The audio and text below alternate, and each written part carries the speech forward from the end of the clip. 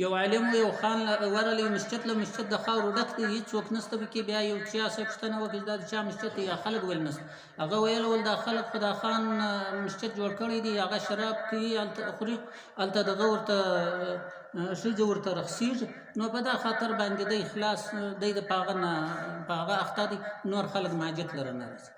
دی ورغلی هلته د عالم هلته ورغلی هغه ته یې زاري وکړې هغه ورته ویل زه اودس نشم تازه کولی یو زه خو شراب څښم زما ته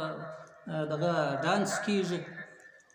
اخر یې دا ورته ویل ول ته اودس مه تازه کوه خو دغه یې راسه ده لمونځ وکړه په بې اودسۍ په بې اودسۍ لمونځ وګوره خو ده دا ورته وویله دا لیک سوې خبره دا تقریر کې ما په کتاب کې درته ویلې ده تاسو ته نو بیا یې دغه وکړه بیا دی مسجد له ولاړې مسجد له ولاړې پر 2 رکعاتو نفل ودرېدی دا عالم دیوبندي عالم دی پر 2 رکعاتو چې ودرېدی ویې ژړل په سجده کې ویې ژړل هغه خدای هغه خان رالی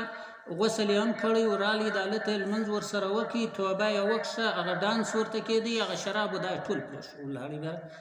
د مشتي سړی مسلمان صحیح صفا مسلمان جوړ ته یو څه دغه وکړي د یو څه اخلاص تاسو وکړي بد خلک به خدای ستاسو لپاره ستاسو په خاطر باندې ستاسو د ژړا په خاطر به خدای بد خلک ښه کړي وژاړئ په اخلاص و خدای ته زارۍ کوي په اخلاص د خلکو دپاره زارۍ وکړي چې خدای لارې له راولي خدای به په خوله ورته وایي او خدای ته زارۍ کوه خدای به یې لارې